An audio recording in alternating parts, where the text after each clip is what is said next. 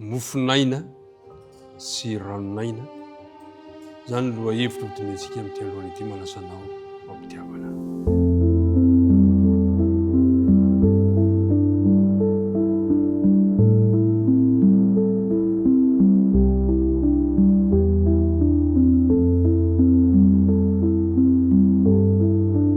Atolotra mandrakariva ho antsika ry namana isany ny arahaba amin'ny anaran'i Jesosy Kristy ka naiza toerana misy anao.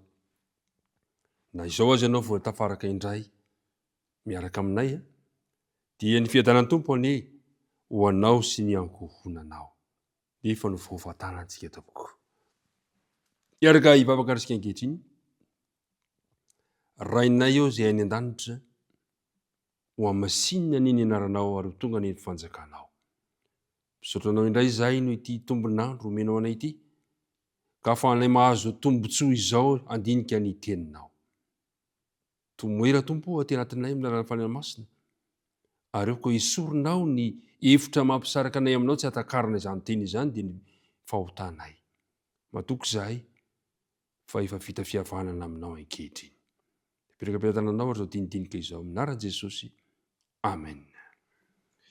Mofinaina sy ranonaina. Nandritra ny andro vitsivitsy izay dia nandinika ireo tantara sy lesona ny ainam-baokan'Andriamanitra tany anefitra isika ka nahitantsika ny fimonomononana. Eo anilany ihany koa nefa nahitantsika ny fitantanan'Andriamanitra andreto vahoakany ireto. Ary izay nodiny antsika androany ka nefa mialohan'izany dia andeha ataontsika vetivety aloha ny andinina tao tadino amin'ny Exodosy 4:20 ka manomboka amin'ny andinina 9 sy hatramin'ny 17 manao hoe ary Jehova tamin'i Mosesy mandra-paoviana no mandava anareo tsy hitandrina ny didiko sy ny lalako sainy fa Jehova nanome anareo ny sabata koa izany no nanomezana anareo mofo ampy ho indroa amin'ny andro fahaenina samia mitoetra amin'ny fitoerany avy ianareo ary eo ka tsisy hiala amin'ny fitoerany amin'ny andro fahafito. Dia nitsahatra ny olona ka tamin'ny andro fahafito.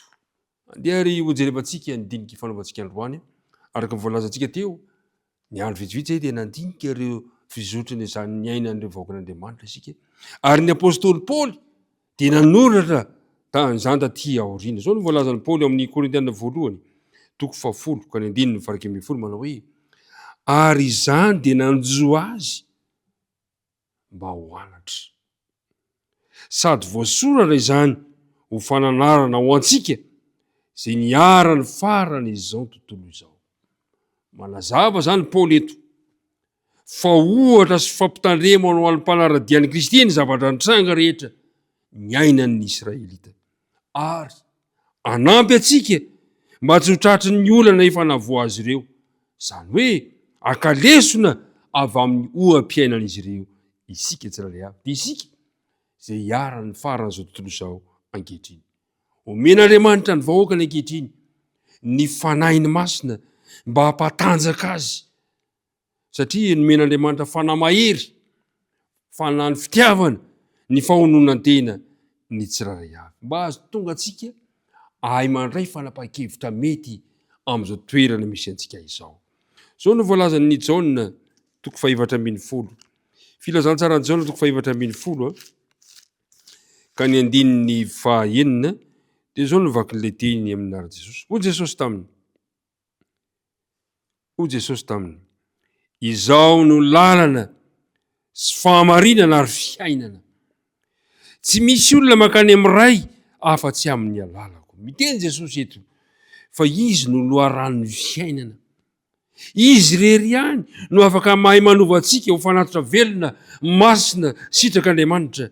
Ary zay no natonga azy manao hoe ary aza manaraka ny fanaon'izao tontolo izao fa miova amin'ny fanavaozana ny saina mantaranareo ny sitrapon'Andriamanitra dia izay tsara sady ankasitrahana no marina. Ao amin'i Jesosy no ananantsika ilay fiainana. Izy no mofinaina, izy no ranonaina loharan'ny fiainantsika tsirairay avy. Avy amin'ny Jesosy no ananantsika izany tombotsoa izany. Naka taty aoriana koa dia naka fampianarana ny amin'ireo vahoakan'Andriamanitra ireo Jesosy. Zay zany ilazana amintsika fa tena nisy ireny tantara ireny fa tsy hangano Fa Jesosy koa tateoriana dia naka fampianarana mikasika ny amin'ny mana sy ny rano manokana. Ary hitantsika tsara ao amin'ny filazantsarany Jaona toko faefatra, filazantsarany Jaona toko faefatra, dia niniaonan'i Jesosy tamin'ilay vehivavy Samaritanina, ka nahafantaran'ilay vehivavy Samaritanina fa Jesosy ilay fiainana ho azy. Hitan'ilay vehivavy Samaritanina manko amin'ny tantara lava dia lava ty, fa fanomezana izay tsy azony velively avy any an-kafa no nomeny Jesosy azy. Ao amin'ny Jesosy rery no misy ilay ranonaina, ao amin'ny Jesosy rery ihany no misy ilay rano mahafa-po ny tsirairay avy. Araka ny fanambaran'ny mpanao salamy koa dia nilaza zany izy tany amin'ny salamy 2:7. Manazava ihany koa Jesosy ao amin'ny filazantsarany Jaona toko fahenina, filazantsarany Jaona toko fahenina ka ny 5:30 dia sao nolazainy Jesosy. Hoy Jesosy taminy, izaho no mofonaina izay manatona tsy mba honona, ary izay mino ahy tsy hangetahita intsony mandrakizay. Naveriny Jesosy fa izy no mofonaina, izy ilay fiainana ho an-tsirairay avy. Ary andeha jerevantsika ny voalaza amin'ny 9:30 amin'ny Jaona toko fahenina ka hatramin'ny 9:30. Ny razantsika ny hinana ny mana tany anefitra, araka ny voasoratra hoe mofo avy any an-danitra no nomeny azy hohanina. Dia hoy Jesosy taminy, lazaiko aminareo marina dia marina tokoa, tsy Mosesy no nanome anareo ny mofo avy any an-danitra, fa ny raiko no nanome anareo ny tena mofo avy any an-danitra. Fa ny mofon'Andriamanitra dia ny midina avy any an-danitra ka manome fiainana ho an'izao tontolo izao. Manazava Jesosy fa Andriamanitra mihitsy no nanome ny mofo fa tsy Mosesy akory. Ary tsy izy izany mofo izany, fa le mofo midina avy any an-danitra, Jesosy. Jesosy hoy Jesosy, izao ny mofonaina izay manatona tsy mba honona. Tahaka ny mana tany anefitra ary, tahaka izany koa ny rano avy teo vatolampy, dia Jesosy no naseho an'ireny tandindrina rehetrarehetra reny. Jesosy Kristy ilay fanomezana mahafa-po ny tsirairay avy.